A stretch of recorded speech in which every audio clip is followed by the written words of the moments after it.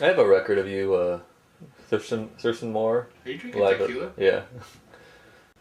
There's a little left. You want some? You're drinking Red Bull, man. You're going the other direction. Yeah. I did 2 records Mix with it. Thurston as a duo, and one with Thurston and Zena Parkins, and then one with Lee Ronaldo, Carlos Schiaffoni, and Thurston. And then Yeah. there's threats of Thurston and of another duo record that was the first gig we ever did coming out at some point. But Is it I have one from Rhino, I think. yeah, in store. Okay, yeah. I wasn't working there then. But that's how I met Thurston. I met him in '83. He was shopping. Yeah. All right. Is it okay if I ask you really stupid questions? I'll be absolutely sincere, except when I think it's inappropriate. Are we rolling? Yeah, we're rolling. All right. Fuck! Well, the fun's over. Hi, I'm here with guitarist and composer Nels Cline, and I wanted to talk to him about drummers, but first I'd like to ask him who he's played with. I know currently he's playing with Wilco and his own band, the Nels Cline Singers. Who else? Well, I started out playing in my group with my twin brother Alex, who plays drums. Hence, perhaps overly refined sensitivity to the drummers and drumming. We played in elementary school in a band called Homogenized Goo. But ever since then, I've played with some people that maybe people have heard of, which is, Mike Watt and the Geraldine Fibbers, Carla Bozulich, Mark Isham, Charlie Hayden's Liberation Music Orchestra, West Coast, Julius Hemphill, Jenny Scheinman, Scott Amendola Band, Rova Orchestrova, and Devin Sarno, G.E. Stinson, Vinnie Golia, I don't know, Tim Byrne, that was a long time ago. A few people, mostly kind of jazz, free jazz people, exploratory improvisers, and the odd rock band. And between the three of us, it was pretty much a drum geek fest. And we used to go check out a lot of jazz and jazz rock, now called fusion music, and progressive rock at that time, which is, we're talking basically 1971 to 74, and then after that as well. We ended up going and hearing Weather Report with Eric Gravatt, Herbie Hancock's group with Billy Hart, Tony Williams, Elvin,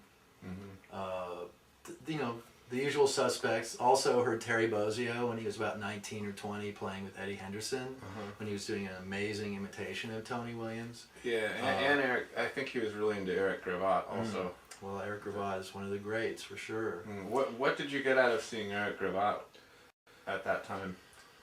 Well, Or what the struck interesting you thing about Eric was he was so intense, for one thing, and he wasn't a relaxed drummer. Even drummers at that time who had amazing technique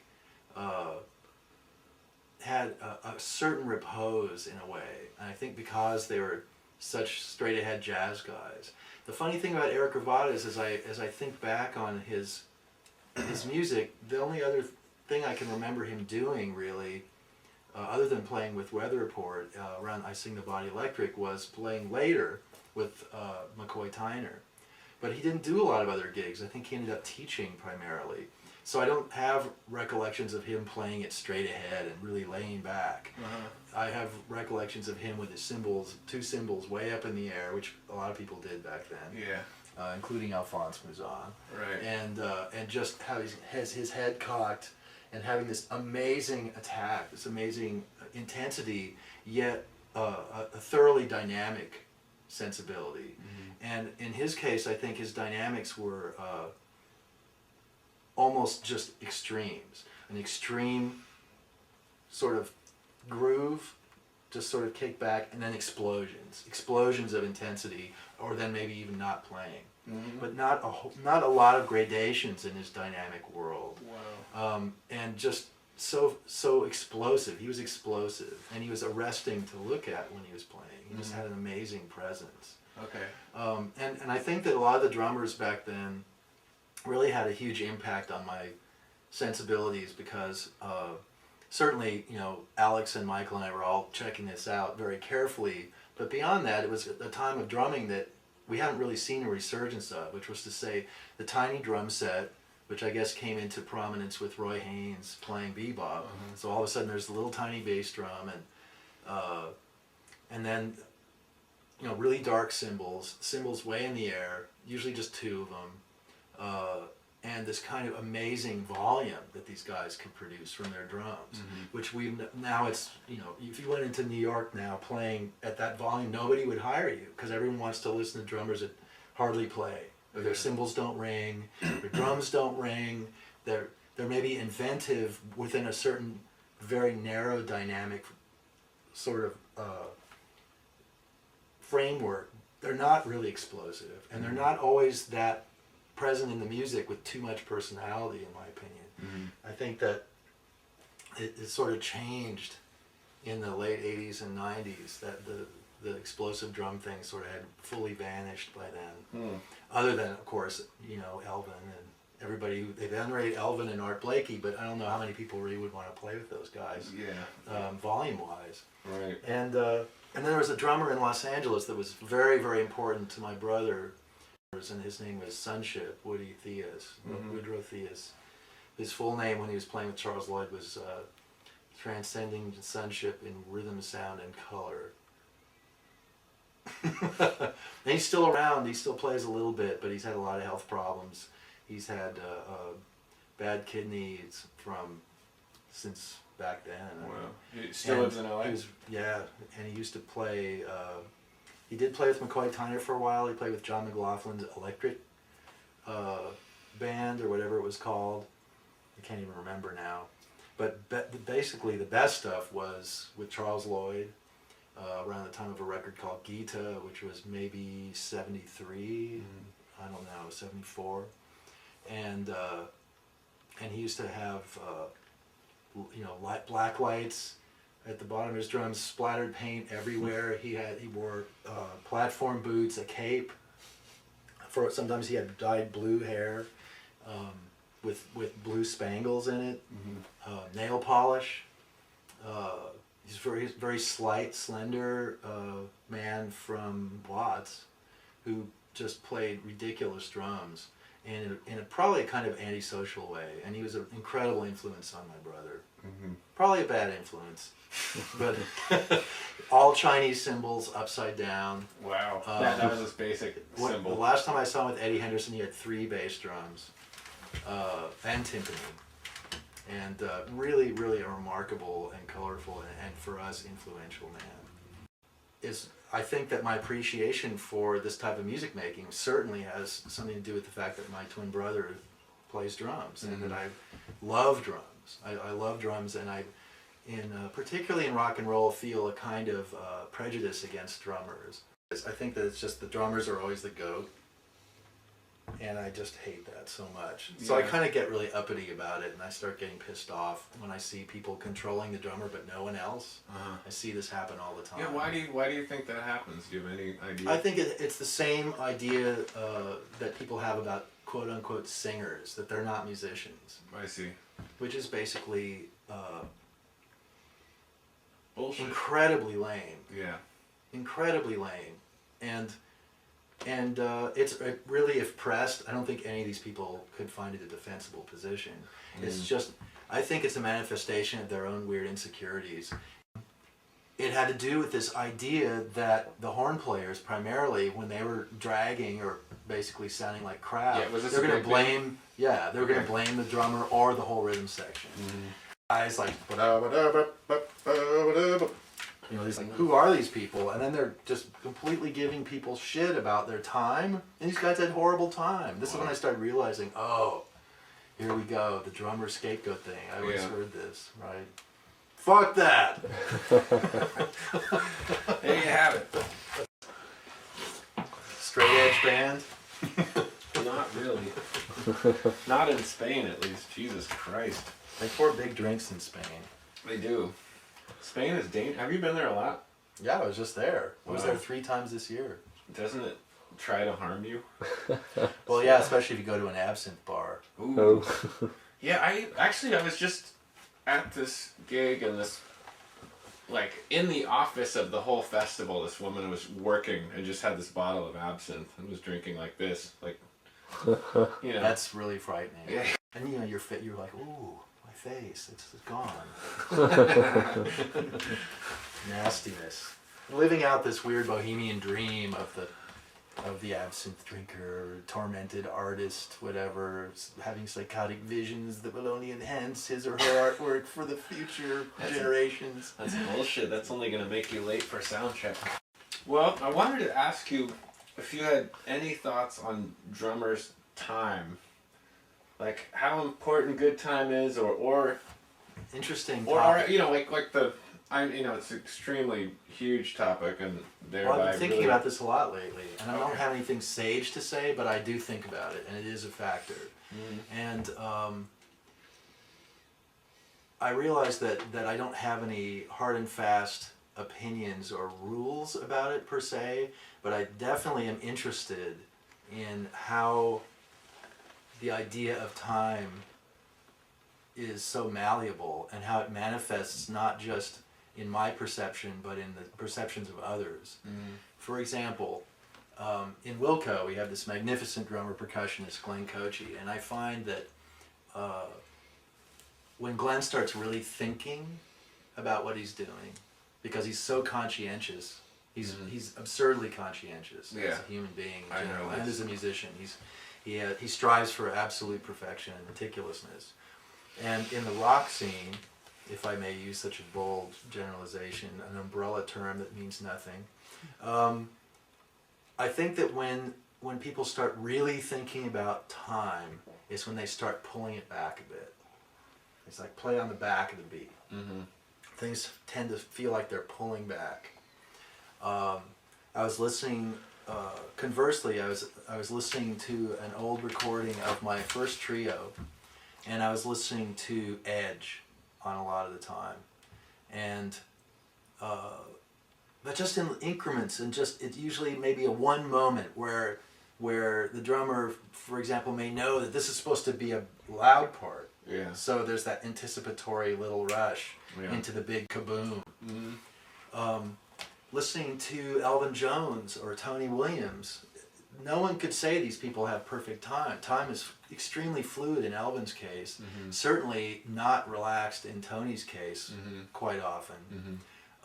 Growing up as a kind of hyper neurotic Caucasian neo-suburban, I always thought that putting edge on the time felt normal because it felt like we were all going somewhere, and it felt like it was just going to get more exciting.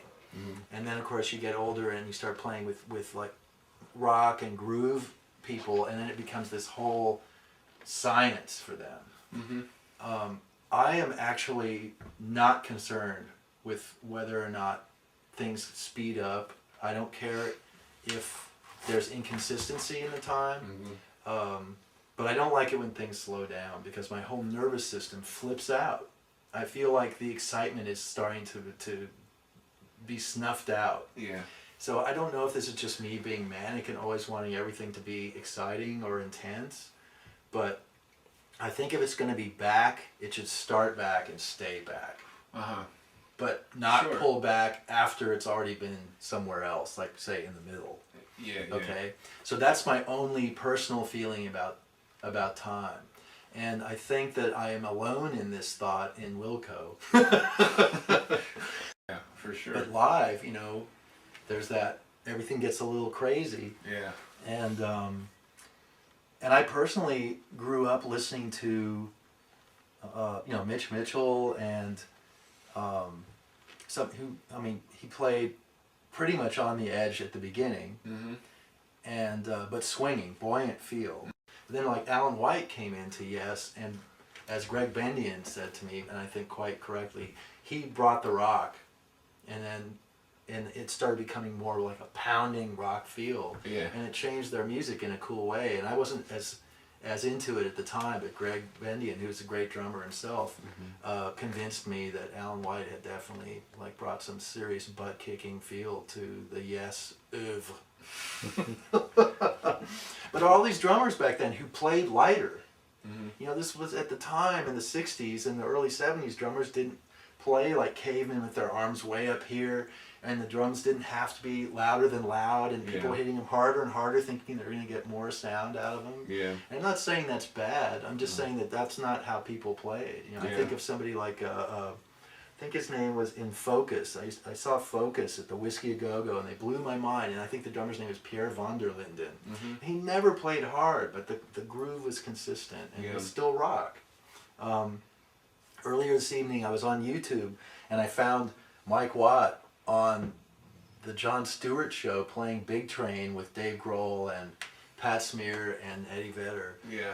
And Dave was back there, and I got to play on that tour. I sat in and Yeah, you played played with on Dave. that record, right? Yeah, I'm all over the record, but I Yeah. didn't play with Dave Grohl on the record. I played with Michael Preussner. Okay. But I did play with Dave live, and Dave was the exact opposite of Pierre van der Linden. He had his arms up here. He's complete caveman. Yeah. And I have to say, a fantastic rock drummer. The sound of him behind you was so propulsive and so totally in the pocket that I just thought he was magnificent at the time. And I think it's too bad he doesn't play more drums, but what the hell. So, and Kevin Fitzgerald from the Geraldine Fibbers was another guy Yeah, who that guy basically pounded mercilessly on this pathetic little Ludwig drum set that should not by any rights have had that much sound coming out of it. But man, oh man, did he get sound out of that little cheap ass drum set. Yeah.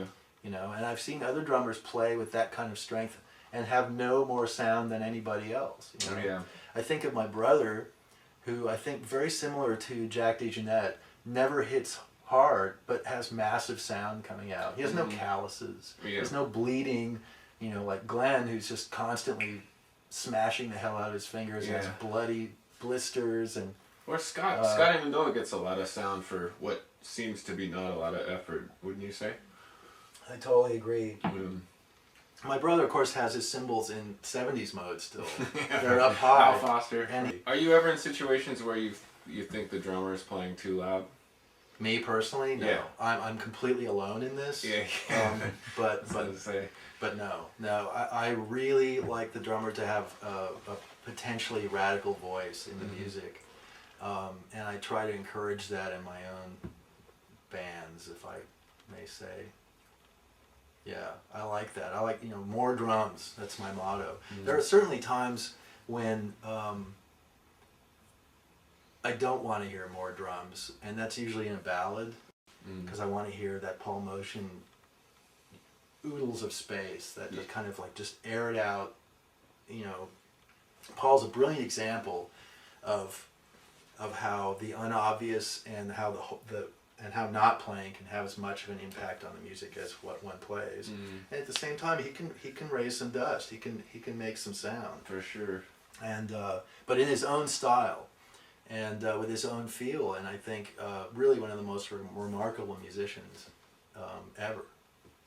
Even and as a composer as well, just such a singular voice. Yeah. Always one of my big faves. Now he's changed his the way he plays is different. When he first played with Keith Jarrett, and I never saw him with Bill Evans, certainly. I was just a boy then, but he had his snare drum really tilted and had this completely peculiar almost standard technique, but it was almost like his elbow was way up here and this hand was, it was the weirdest thing ever. And he doesn't play like that. Something changed over the years. Wow. But he was really odd looking and it was kind of hard to watch him. You just think like, oh my God, what is that guy doing? Yeah, I've seen it recently. Yeah, it's, like you described, it's pretty flat snare. Huge, the brightest Paiste cymbal you've ever heard right here. Which sounds good. Yeah, it sounds great. Yeah, that's the other thing is like people talking about every cymbal's got to be really subtle and dark and old and whatever. And it really depends on the player. I just don't think that doctrine, particularly, I don't hear this from other drummers. It's always somebody else weighing in who doesn't play drums. Like, I don't want to, people don't tell me, like, you really should use lighter gauge strings because I feel you really kind of just, you're just working too hard to get the, what? Nobody tells me anything. Why are the people always weighing in on the drummer's world? Yeah. I don't want to, we already talked about this. Well, do you have anything to say about, are there any drum sounds that you gravitate towards? Well, Absolutely. I mean, certainly Eric Ravaud's drum sound, which is this, and actually Alphonse Mouzon to a certain extent. Tony Williams on with the Lifetime and you know, like La Fita Kilimanjaro. So you're talking wide that open. stuff. It's kind of, well, you know, Eric Ravaud and Alphonse, they probably had wide open sounding drums when they played them light, but I think they might have been Gretsch drums because when they hit them hard, they just choked right up. Yeah, Gretches do that. Because they don't have any air holes. You know, those. I didn't there's know that. no holes, so the air doesn't even come out. That's why they get that round, that they boink just totally sound. choke, especially the floor toms. So I think that sound is really cool, and at the same time, you know, beautiful tone like Shelly Manne or who had just such a beautiful sound on the drums, and certainly earlier, listening to Max Roach or Roy Haynes, kind of like following Max Roach, and those sounds. Joe Chambers, one of my favorite drum sounds of all time. Yeah. And certainly beautifully recorded back in those days by Rudy Van Gelder, and that sort of Joe Chambers playing, and I'm completely obsessed with this sound. It's that bell the cymbal cross stick Latin thing, like onto the toms, which I think Joe Chambers was probably thinking about Art Blakey maybe, but he just to me had the most beautiful version of that sound. Yeah. And I just listened to that, and I could hear that all day. That said, I'm not doctrinaire about it. That's just kind of my favorite sound for that kind of music. Mm-hmm. You know, Billy Higgins, another beautiful drummer with a beautiful sound who never hit hard, so he never really knew what his drums would have done had he started mashing the hell out of them like Alphonse and Eric Ravaud and Tony, but or even Elvin for that matter. But in the, you know, then there's the whole rock thing, and it's interesting playing with Wilco because I think that Glenn is very, even though he's younger, is influenced by the '70s sounds, which were for me very troublesome because that's when everything got really dead. Yeah. And the studios were dead, the drums got really dead. In the world of, or sort of groove or whatever, we got that wet sound. They started making drums that didn't have bottom heads. Yeah. People started putting triangles of tape on the top head. Harvey Mason was a pioneer in this way, and who had done so much commercial work and then ended up as the first drummer in the Headhunters. Yeah. And I saw Harvey play in the '70s at a gig with like Dave Grusin and Lee Ritenour and all these guys, and he totally had that wet multi-tom sound. Yeah. And for me, this was never an attractive sound. That said, I'm sort of coming around to how that can work, and I realize how much Glenn loves it, and people like Jim O'Rourke, I think, were influential on Glenn in his you know, putting towels on the drums, getting this very super muted sound. And I think because he's so open-minded and he's so versatile and is a trained percussionist, he found this really interesting. I think that certain people want that sound because they don't want the drummer to have a real voice in the music, and they don't want the overtones messed with, their precious world of overtones. Something like Levon Helm play, where you listen to these old drums and it's a very loose old snare drum sound, but everything else is pretty dead. Yeah, yeah. And it sounds beautiful. It's magnificent. So I think it just depends maybe on the music that's involved. I never really got too into the high-pitched snare drum thing. Yeah, The Stuart Copeland. Well, yeah, hardcore. But I think of later in hardcore. But I think of Stuart Copeland. I think of maybe Steve Jordan. Bruford to some extent, don't you think? He was one of the first guys who literally had a note in his snare drum that never went away. Yeah. Although in his case, I always found it so endearing. Yeah, me too. It was so original. Yeah, I like especially that with Copeland also. Yes, you can really hear it. Well, and then Stuart Copeland's a fantastic drummer, in spite of the fact he's in one of the most annoying bands of all time. And so inventive. You know, you're just such a. I like hearing invention, and the music was open enough to embrace that, and so it became a conversation. And I think that's really cool.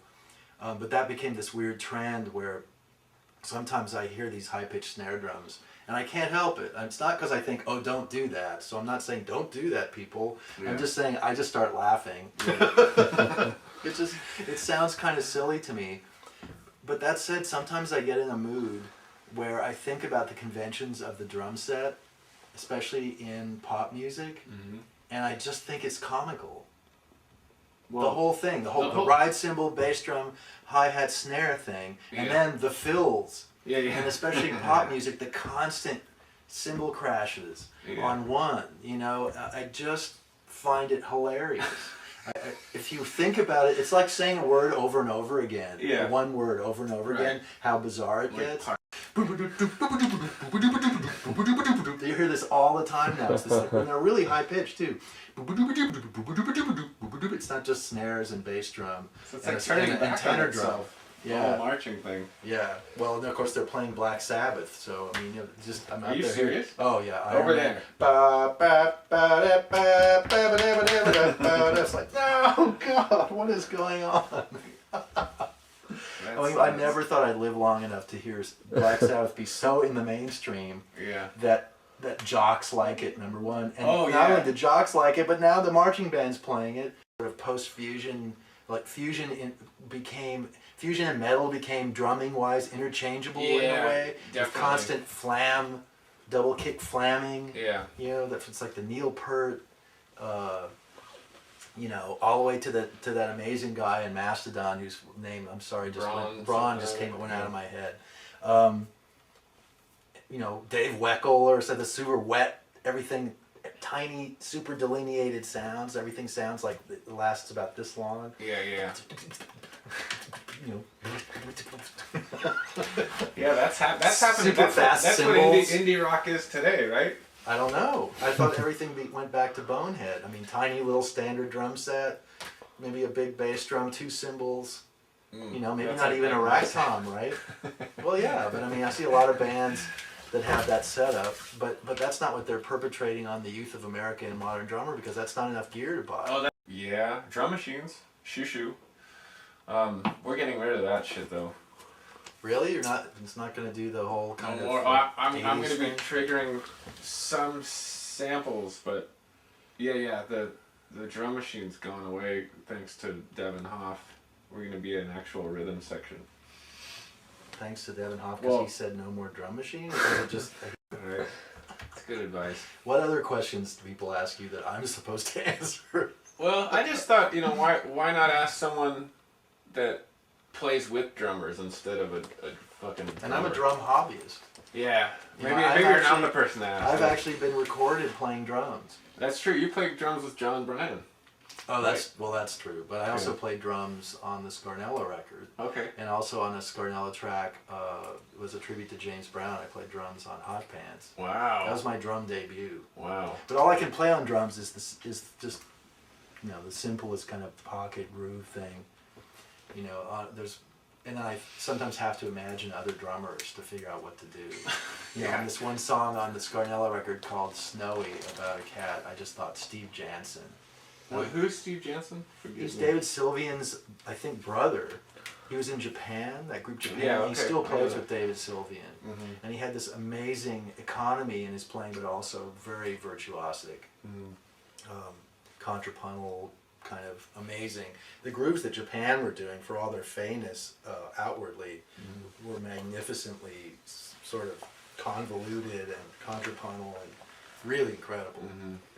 And so Steve Jansen for one, I remember on another one, I just played cymbals and just, you know what I mean, just, I don't know. I always think of other drummers. There's a total rock thing on that, so I just tried to play like all the great garage rock that I've loved all my life, and not try to play like a real totally cool dude. Yeah. You know.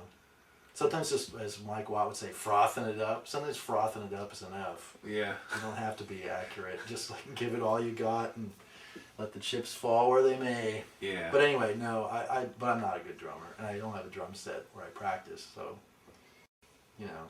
Yeah. I think the most important thing for young drummers, if I may say, is having the right equipment. Oh, yeah? Absolutely. You know, like you look in the little personal ads and it says, pro gear and pro equip and attitude a must, or must have pro gear and own trans. Okay? Case in point, my snare drum, which is a Remo piccolo snare that came with my Remo Leggero drums. That's a wicked case. This is pro gear at its finest. This is a Donato's pizza bag given to me by drummer, bassist, guitarist, keyboardist, composer, and biochemistry professor Shahzad Ismaili. Note how many times the packing tape has come on and off, yet the Velcro still works. And contained in here, safe and sound, a fine piccolo snare. What the hell is this doing on here? Wow, that's like what we were just Somebody- railing against 5 seconds ago. So, All right, well, thank you, Nels Cline. We have more tapes. Stay tuned for more tapes. All right, we're done. I want to get the poster. Oh, yeah. okay, get a shot of that. Wow. Coltrane in Japan on vinyl. Yeah. One record. Have you listened to that sound grammar thing? I just realized I downloaded that from. I bought that off iTunes, but I haven't even listened to it yet. Do you notice the difference between listening to a CD and listening to an MP3? I never listened to MP3s, so I don't know. There you go. Here. The here's- difference as in. Here's a kid's dream. Have you seen the Sky Blue Sky vinyl? No. Here's like if I had been 14 and someone gave me this record. This is us in the where we recorded it in our loft. Wow. That's like every kid's dream. Look at that. Crazy. That's the set Glenn recorded on? Yep. That's awesome. And interestingly, his main snare ended up being an acrylic, brand new clear Sonor snare, which is Wow. now he has a clear set, full set. Oh, Let's put this up there. John and Yoko, two virgins without the plastic, without the paper bag on it. Who played drums on that? It's all a bunch of different people. I know Ringo's Oh, on this something. I listen to this all the time. Oh, really? Yeah. Awesome. Roy. Yeah. That papery snare, you just cannot miss it. No matter what. Did you Yeah. get this? Yeah. I want to do a photo too. Okay. Oh! This is supposed to get traded in. I hate this record. Whoa. This looks awful. What is it? That's his, his band with Bill Pierce and Oh, yeah. Mulgrew, and Was I this the one hated where that he band. does a bunch of... No. he does Blackbird on that. Oh, here you go. Yours truly. Wow. Holy Holy shit. shit. Huh. Is that Stuart? Stuart, they call him Stubig? He called himself Stu because he was very pretentious at the time. When is this? 84? Yep. I think I was, 29 maybe? 28.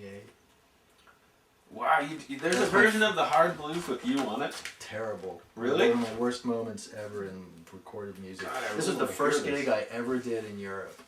Wow. And it ended up being a record. It's like, the second night. Oh, was this is a better. live gig. Okay. Yeah. It should have, no. Is there anything on this that you liked? Dogon, my solo on Dogon's cool, but I could hear Julius, he hadn't been playing, he just had his leg amputated. And I can hear Julius' chops are not, he's like not up to snuff. The band that should have recorded was the band in '85 that toured Europe with this exact band plus Frizzell. Wow. And of course, typical Julius, it never happened. This is all just stuff that needs to get filed, some things that I bought over the last couple of years that I never filed in. Guadalajara that I was catching up on. Alex the beard's looking good for him back then. Or with the mallet and all. Oh yeah, always some kind of whatever. Yeah, it's the Yep, best. the Jaw Band. That's long out of print. Killing, man. Are you guys hungry? Yeah. I should eat something. I had a big lunch, but I think I should eat before I go to sleep, I guess. I'll buy us dinner. Where? Anywhere. Anywhere. A bar. That's a line from Earthquake. Earthquake. Earthquake, Charlton Heston. Oh. Where are you going? Anywhere. A bar.